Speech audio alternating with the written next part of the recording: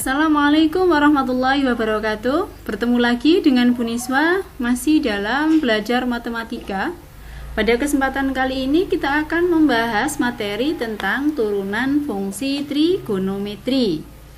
Adapun kompetensi dasar dari materi tersebut adalah menggunakan prinsip turunan ke fungsi trigonometri sederhana, menyelesaikan masalah yang berkaitan dengan turunan fungsi trigonometri, sedangkan indikator pencapaian kompetensinya adalah memahami konsep turunan fungsi trigonometri dan sifat-sifatnya.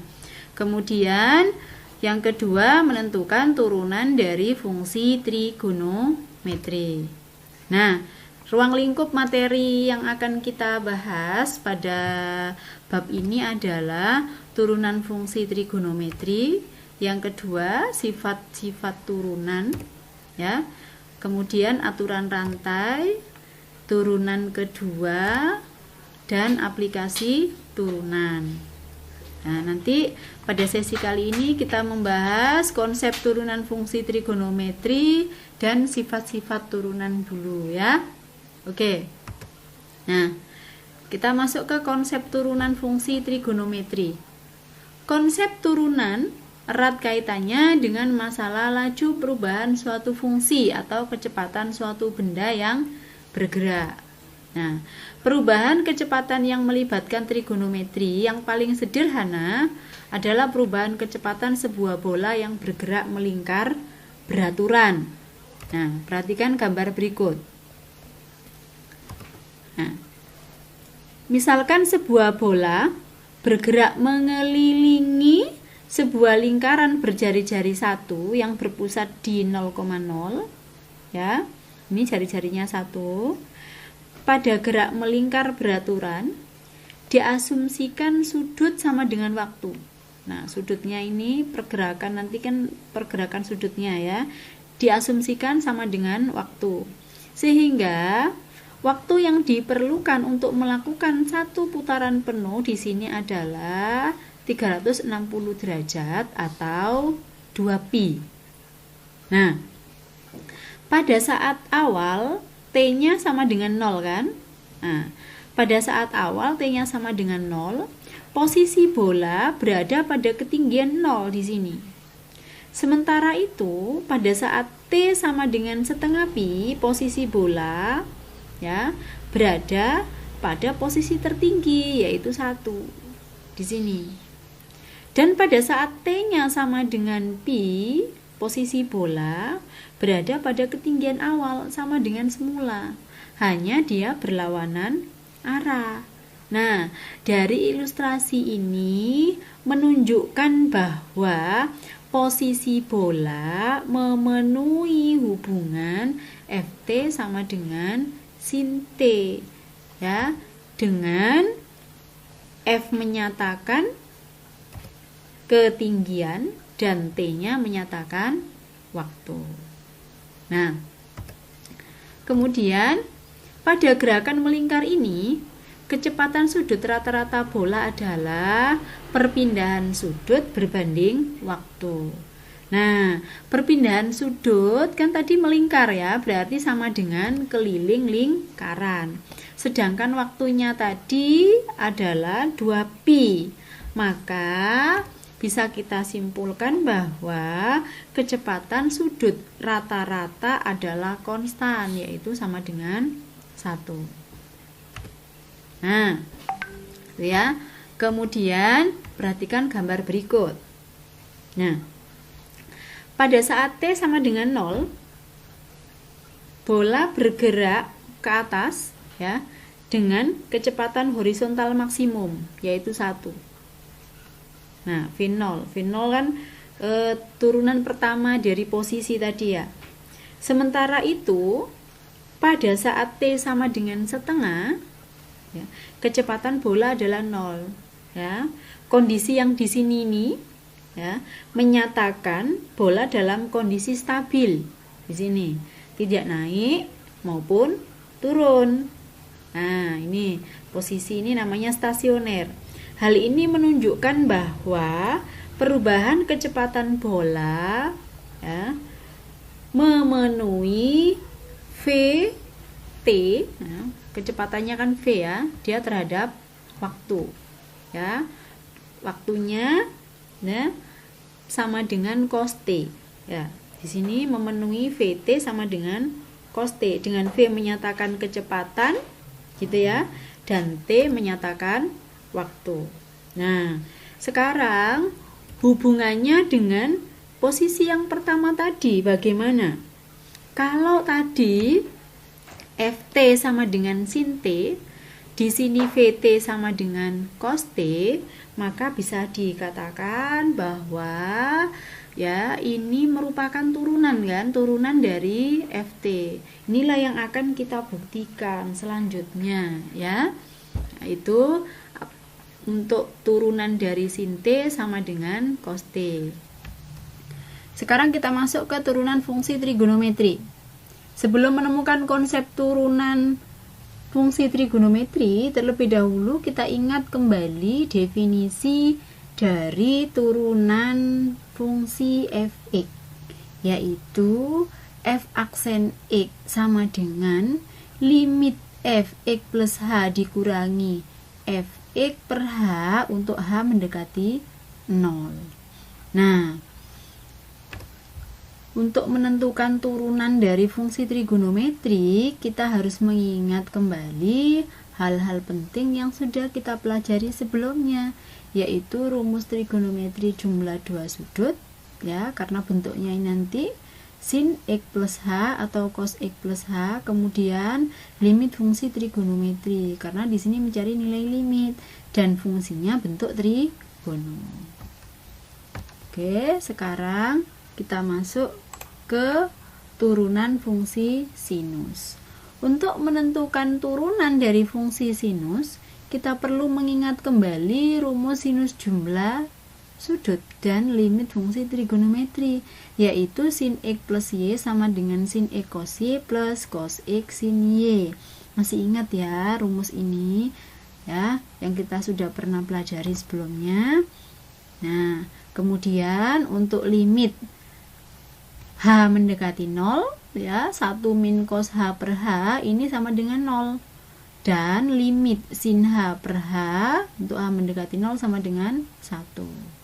Nah, sehingga berdasarkan definisi umum turunan, maka turunan dari fx sama dengan sin x bisa kita tuliskan menjadi f aksen sama dengan limit sin x plus h dikurangi sin x per h untuk h-nya mendekati 0. Nah, bisa kita uraikan bentuk sin x plus h ini dengan rumus jumlah dua sudut ya, sehingga sin x plus h menjadi sin x cos h plus cos x sin h. Nah, ini min sin x-nya tetap. Coba diperhatikan di situ, di sini ada sin, di sini ada sin, maka bentuk ini bisa kita faktorkan ya. Ini sama-sama ada sin ya, sehingga sinnya bisa kita keluarkan. Di sini tinggal cos h, ini min 1. Sedangkan yang cos x sin h ini tetap, ini cos x sin h ya, ini cos x sin h. Kemudian karena di sini bentuk perkalian ya, jadi penyebutnya ini kita ikutkan cos h min 1 per h ya, ini sin x. Karena dia ditambah, maka h ini menjadi penyebut ya, dua suku ini. Berarti kita bisa memanfaatkan sifat dari limit, sehingga ditambahkan di sini limit cos x kali sin h per h.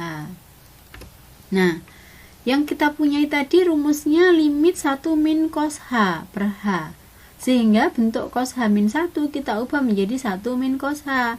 Agar nilainya tetap ini, maka kita kalikan dengan min 1. Min 1-nya kita kalikan dengan sin, sehingga di sini menjadi min sin x ya. Kemudian ini tetap limit cos x kali sin h per h ya. Nah, ini kan variabelnya di sini h ya, h mendekati 0. Di sini x. Nah, berarti ini sama dengan konstanta, bisa kita taruh di depan. Ya, tinggal limit 1 min cos H per H. Sama juga dengan cos X. Nah, kita bisa tuliskan di depan kali limit sin H per H. Nah, sekarang kita dapatkan tadi limit dari ini sama dengan 0, sehingga min sin X kali 0, cos X kali nilai limit dari ini sama dengan 1. Sehingga kita bisa dapatkan turunan dari fx sama dengan sin X sama dengan cos X. Ya, bisa kita tuliskan. Jadi, jika fx sama dengan sin X, maka f aksen X sama dengan cos X. Yaitu untuk turunan fungsi sinus. Berikutnya adalah turunan fungsi kosinus. Nah, untuk menemukan turunan dari fungsi kosinus sama halnya dengan menemukan rumus turunan fungsi sinus, yaitu kita butuh rumus jumlah dua sudut dan limit fungsi trigonometri. Nah, yang kita pakai adalah cos X plus Y sama dengan cos X cos Y min sin X sin Y. Masih ingat ya pastinya. Nah, kemudian limit 1 min cos H per H untuk H mendekati 0 ini sama dengan 0. Kemudian limit sin H per H ya sama dengan 1. Itu yang kita pakai. Kita masukkan kembali ke definisi umum dari turunan, sehingga f aksen X-nya sama dengan limit cos X plus H min cos X per H ya, karena fungsinya di sini cos X. Nah, sekarang kita uraikan. Dari bentuk cos X plus H ini kita uraikan menjadi cos X cos H min sin X sin H. Ini min cos X. Perhatikan di sini yang bentuknya sama adalah nilai apa ini? Cos ya. Di sini ada cos X. Ya. Di sini juga ada cos X. Maka cos X-nya kita keluarkan sehingga di sini cos H kali dikurangi 1. Yang ini tetap min sin X sin H, ini tetap sin X sin H. Nah, kemudian ini kan kali ya. Nah, cos X kali cos H min 1 per H. Nah, kita gunakan sifat limitnya dikurangi limit ini sin X kali sin H per H. Oke. Nah, tadi yang kita punya adalah 1 min cos H. Ya, sehingga bentuk cos H min 1 kita rubah menjadi 1 min cos H, biar nilainya tetap, maka harus kita kalikan min 1. Sehingga min 1-nya bisa kita kalikan dengan koefisien cos X. Ini menjadi min cos X. Ya. Min limit sin E kali sin H per H. Nah, sekarang ini variabelnya di sini H. Cos X-nya sama dengan konstanta, jadinya ya kita taruh di depan. Limit ini dikurangi sin X kali limit sin H per H untuk H mendekati 0. Sehingga kita dapatkan rumus yang limit ini tadi sama dengan 0 ya. Rumus limit ini sama dengan 1, sehingga min cos X kali 0 dikurangi sin X kali 1. Terakhir kita dapatkan nilai f aksen X-nya sama dengan min sin X. Sehingga bisa kita simpulkan bahwa jika fx sama dengan cos X, maka f aksen X sama dengan min sin X. Nah, oke. Sekarang kita masuk ke turunan fungsi tangen. Nah, fungsi tangen juga sama halnya dengan sin dan cos.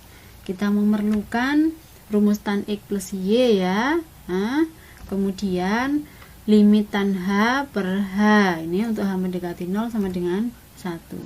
Sehingga kita masukkan lagi ke bentuk umum fungsi turunan tadi ya, menjadi limit tan X plus H min tan X per H untuk H mendekati 0. Sama halnya dengan sinus dan kosinus tadi ya, kita masukkan rumus tan X plus H ya, tan X plus tan H per 1 min tan X tan H. Setelah itu kita samakan penyebut ini ya. Nah, sehingga ini menjadi tan X plus tan H dikurangi tan X kuadrat dikurangi tan X min tan kuadrat X tan H. Karena penyebutnya di situ kan tan X per 1 ya, sehingga ini 1 kali gitu ya. 1 min tan X tan H gitu ya, kali ini ya, kali tan X. Nah, supaya penyebutnya sama, karena ini sebenarnya penyebutnya 1 kan gitu ya. Ini kita kalikan, jadinya tan X min tan kuadrat X tan H. Nah, ini ya. Oke. Setelah itu kita sederhanakan. Sepertinya ada yang habis itu ya.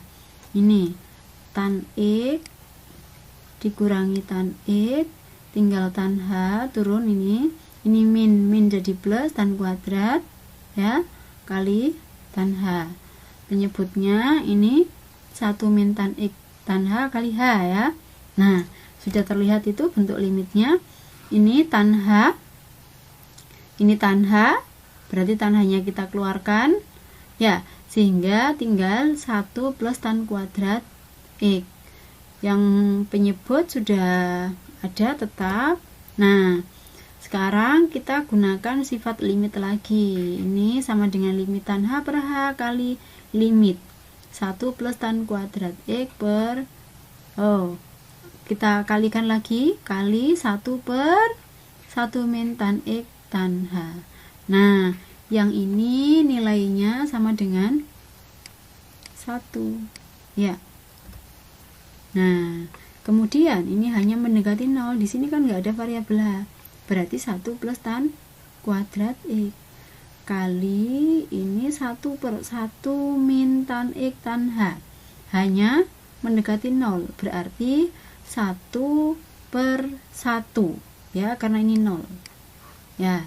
Nah, sehingga kita dapatkan nilai dari 1 plus tan kuadrat X. Ingat identitas trigonometri ya. Nah, identitas trigonometri yang sudah pernah kita pelajari pada bab-bab sebelumnya.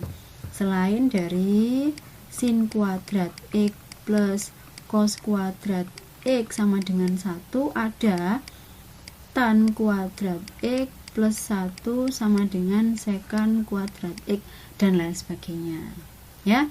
Nah, berarti turunan dari tan X sama dengan secant kuadrat X. Berikut ini merupakan turunan dari beberapa fungsi trigonometri ya. Nah, ini ada fx sama dengan sin X. Tadi turunannya cos X. Cos X sama dengan fx sama dengan cos X, turunannya min sin X. Kalau tan X turunannya secant kuadrat X. Sekarang untuk turunan kotangen X, secant X dan cosecant X, ini silahkan dicari dengan cara yang sama dengan ketiga fungsi yang kita sudah cari turunannya tadi ya. Kemudian ini ada tips ya untuk mengetahui tanda positif negatif ya. Jika fungsi trigonometri diawali huruf C, maka turunannya negatif.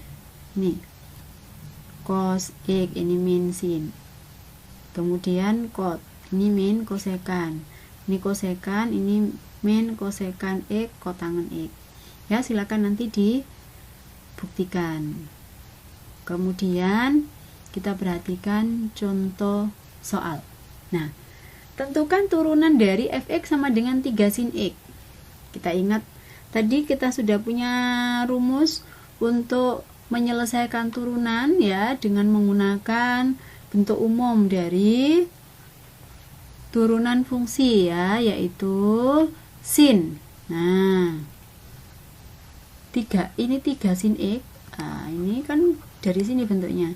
Limit H mendekati 0 untuk fx plus H min fx per H. Nah, karena di sini sin X, maka di sini sin X plus H. Kok ini kan hanya konstanta aja mengikut koefisien di depan. Ya, kita uraikan sama dengan mencari turunannya sin tadi. Nah, 3-nya kita faktorkan di luar, 3 kali cos X, ya, 3 kali sin X, cos X min 1, cos X sin X, kemudian ini kita gunakan sifat limitnya, 3 sin X, ya, kali cos H min 1 per H, ditambah limit 3 cos X kali sin H per H. Nah, sama caranya dengan tadi, ini kita ubah ke bentuk 1 min cos H per H tadi, ya, sehingga ini kalikan min 1, ya, yang ini tetap, kemudian ini jadinya min 3 sin X seperti konstanta, ya, ini sebagai konstanta di depan, limit, ya, ini nilainya kan kita sudah punya, dia sama dengan 0, ya, kemudian limit ini sama dengan 1, sehingga kita peroleh hasil akhirnya adalah 3 cos X, ya, udah ya. Nah, contoh yang kedua sekarang, turunan dari sin 2x. Nah, sama halnya dengan fungsi sebelumnya, kita gunakan rumus umum dari turunan, sehingga ini sin 2 kali h plus x, ya, karena di situ, ya, rumusnya sin 2x untuk fx-nya. Nah, karena kita cari ini limit h mendekati 0 untuk fx plus h min fx per h, ya. Fx plus h nya adalah sin 2x plus h. Nah, karena sin 2x plus h kita bisa masukkan di sini, jadi sin 2x plus h sama dengan sin 2x plus 2h, sehingga bisa kita uraikan seperti ini, ya. Oke, selanjutnya sin 2x nya kita faktorkan, ya, keluar. Nah, ini tetap. Nah, kita gunakan lagi sifat limitnya sama seperti tadi, ya. Ini kita kalikan dengan min 1 karena kita rubah bentuknya ke sini. Nah, ini kita taruh di depan sebagai konstanta, kemudian kita masukkan nilai limitnya, ini sama dengan 0, nilai limitnya ini sama dengan 1, sehingga kita dapatkan nilai 2 cos 2x, gitu ya. Nah, masih ingat enggak dengan sifat-sifat turunan, ya, di fungsi aljabar? Tentunya masih ingat, ya. Nah, apa aja sih sifat-sifat turunan itu? Apakah sifat yang ada di fungsi aljabar sama enggak dengan sifat turunan yang ada di fungsi trigono? Ya, sama. Nah, yang pertama, f sama dengan c kali u, sama dengan ini f aksennya sama dengan konstanta kali u aksen. Yang kedua, jika ada bentuk penjumlahan u ditambah v, maka f aksennya juga u aksen ditambah v aksen. Kalau bentuk pengurangan juga begitu, u min v, ya, maka f aksennya sama dengan u aksen min v aksen. Tetapi tidak untuk perkalian. Kalau perkalian tidak langsung u aksen kali v aksen, tetapi bentuknya ini u aksen v plus u v aksen. Dan tentunya ini sudah dibahas pada turunan fungsi aljabar, ya, sehingga tidak perlu kita buktikan lagi, gitu ya. Nah, yang terakhir bentuk u per v. Nah, u per v juga tidak langsung u aksen per v aksen, tetapi f aksennya sama dengan u aksen v min u v aksen per v kuadrat. Nah, itulah rumus-rumus sifat-sifat turunan, ya, di mana u dan v merupakan fungsi yang memiliki turunan u aksen dan v aksen, serta c merupakan konstanta. Setiap fungsi u dan v ini memuat variabel x, ya. Oke. Nah, sekarang kita selesaikan contoh ini. Perhatikan. Tentukan turunan dari fx sama dengan 3 sin x. Nah, ini sama dengan contoh yang sebelumnya tadi. Kita selesaikan menggunakan rumus umum turunan, ya. Kita cari dengan limit tadi. Karena kita sudah punya sifat, maka boleh kita selesaikan menggunakan sifat limitnya. Nah, sifat turunannya, ya. Nah, karena di sini bentuknya c kali U, maka kita gunakan sifat ini supaya perhitungan kita lebih mudah, ya. Karena 3 kali sin X, bisa kita langsung tulis 3 kali cos X. Kenapa? Karena turunan dari sin X tadi kita sudah buktikan sama dengan cos X. Kita sudah punya sifat turunan ini. Ya, jadi lebih mudah. Yang kedua bentuk apa dia? Ternyata bentuknya U plus V, maka U aksen F aksennya sama dengan U aksen plus V aksen, sehingga Fx sama dengan 2x plus cos X menjadi, ya, turunannya dari 2x, masih ingat ya turunan fungsi aljabar, bentuk umumnya bagaimana ya? Ya, ax pangkat n, maka f aksen x-nya sama dengan apa? Ya, n kali ax pangkat n min 1. Ya, misalkan di sini ada fx sama dengan 2x pangkat 3, maka f aksen x sama dengan berapa? 3 kali 2, 6, x pangkat 3 dikurangi 1, 2. Nah, sekarang kalau fx-nya sama dengan x saja, maka f aksennya sama dengan berapa? Ini koefisiennya 1, pangkatnya 1, berarti 1 kali. Ini x-nya pangkat 1 dikurangi 1, berarti 1x pangkat 0, maka dia tinggal konstantanya saja ya, koefisien dari x. Sehingga untuk fx sama dengan 2, kita fx sama dengan 2x plus cos x, ini u-nya, turunannya u adalah 2.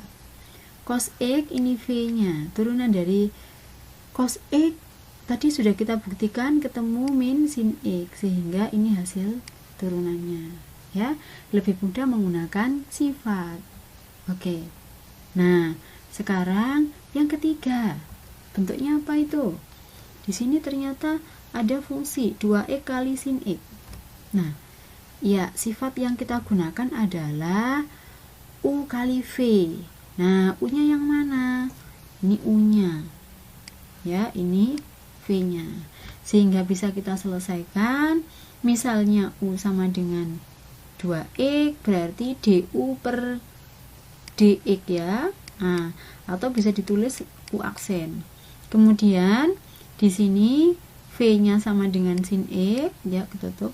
Ini dv per dx atau ditulis v aksen. Ini sama dengan cos x. Sehingga penyelesaiannya bisa kita gunakan sifat ini, u aksen kali v, ya, u aksennya tadi 2 kali sin x ditambah u 2e kali v aksennya cos x. Ya. Oke. Nah, untuk memperlancar ya, untuk lebih paham tentang materi tadi, silahkan kalian kerjakan soal latihan ini ya. Gunakan definisi turunan pertama dan sifat-sifat turunan. Karena tadi kita belum membahas sifat turunan yang mencakup bentuk pangkat ini, maka ini gunakan definisinya ya. Kemudian kosekan tadi juga belum kita cari turunannya, gunakan definisi turunan. Nah, yang nomor 3 ternyata bentuknya u plus v. Ini bentuknya u min v, ini u kali v, ini u kali v, ini juga u kali v ya. Ini bentuknya trigono, ini aljabar trigono. Nah, ini beda lagi, ini u per v ya, ini aljabar per trigono. Ini u per v, ini u per v. Silahkan gunakan definisi ya, atau sifat-sifat turunan yang sudah dipelajari tadi. Semoga bermanfaat. Ya, saya akhiri. Assalamualaikum warahmatullahi wabarakatuh.